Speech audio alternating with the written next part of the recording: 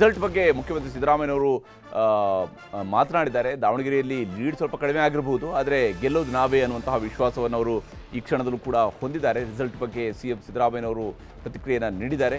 2 ಕ್ಷೇತ್ರಗಳಲ್ಲಿ ಗೆಲ್ತೀವಿ ಅಂತೇಳಿ. ದಾವಣಗೆರೆಯಲ್ಲಿ ಸ್ವಲ್ಪ ಲೀಡ್ ಕಡಿಮೆ ಆಗಬಹುದು ಅನ್ನುವಂಥದ್ದನ್ನು ಅವರು ಕೂಡ ಪ್ರೆಡಿಕ್ಟ್ ಮಾಡ್ತಾ ಇದ್ದಾರೆ. ಸದ್ಯಕ್ಕೆ ಸಮರ್ಥ ಮಲ್ಲಿಕಾರ್ಜುನ ಅವರು ಮುನ್ನಡೆಯನ್ನು ಹೊಂದಿದ್ದಾರೆ. ಶ್ರೀನಿವಾಸ ದಾಸ್ ಕರಿಯಪ್ಪ ಹಿನ್ನಡೆಯನ್ನು ಅನುಭವಿಸ್ತಾ ಇದ್ದಾರೆ. ಬಾಗಲಕೋಟೆಯಲ್ಲೂ ನಾವೇ ಗೆಲ್ತೀವಿ ಅಂತೇಳಿ ಸಿಎಂ ಸಿದ್ದರಾಮಯ್ಯನವರು ಹೇಳ್ತಾ ಇದ್ದಾರೆ. ಬಾಗಲಕೋಟೆಯಲ್ಲಿ ಈಗಲೂ ಕೂಡ ಈ ಕ್ಷಣದಲ್ಲೂ ಕೂಡ 10,100 ಮತಗಳ ಅಂತರದ ಮುನ್ನಡೆಯನ್ನು ಉಮೇಶ್ ಮೇಟಿಯವರು ಹೊಂದಿದ್ದಾರೆ.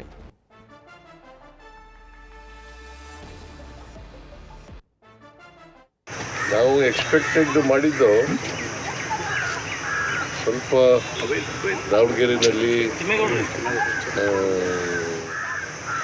ನಮ್ಮ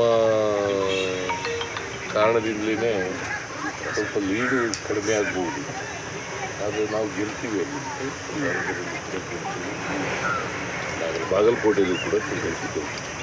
ಬಟ್ ಪಂಚರಾಜ್ಯ ಚುನಾವಣೆಯಲ್ಲಿ ಕಾಂಗ್ರೆಸ್ಗೆ ಓವರಾಲ್ ಹಿನ್ನಡೆ ಆಗ್ತಾ ಇದೆಯಲ್ಲ ಸರ್ ಎಲ್ಲ ಸ್ಟೇಟಲ್ಲೂ?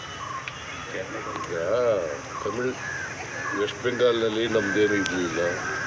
ಅಸ್ಸಾಂನಲ್ಲಿ ನಮಗೆ ಎಕ್ಸ್ಪೆಕ್ಟೆಡ್ ರಿಸಲ್ಟ್ ಬಂದಿದೆ. ಜನರ ಆಶೀರ್ವಾದ ಏನು ಮಾಡಿದ್ದಾರೆ ಅಲ್ಲಿ ಅದನ್ನು ನಾವು ಒಪ್ಕೊಳ್ತೀವಿ. ಕೇರಳದಲ್ಲಿ ನಮ್ಮ ಎಕ್ಸ್ಪೆಕ್ಟೇಷನ್ಗಿಂತ ಹೆಚ್ಚು ಸ್ಥಾನಗಳನ್ನು ಗೆದ್ದಿದ್ದೀವಿ. ನಾವು ಸುಮಾರು 76ರಿಂದ 80 ಗೆಲ್ತೀವಿ ಅಂತ ಹೇಳಿದ್ದೆ. ಈಗ 95ವರೆಗೂ ಕೂಡ ಗೆದ್ದಿದ್ದೀವಿ. ಮುನ್ನಡೆ ಸಾಧಿಸಿದ್ದಾರೆ.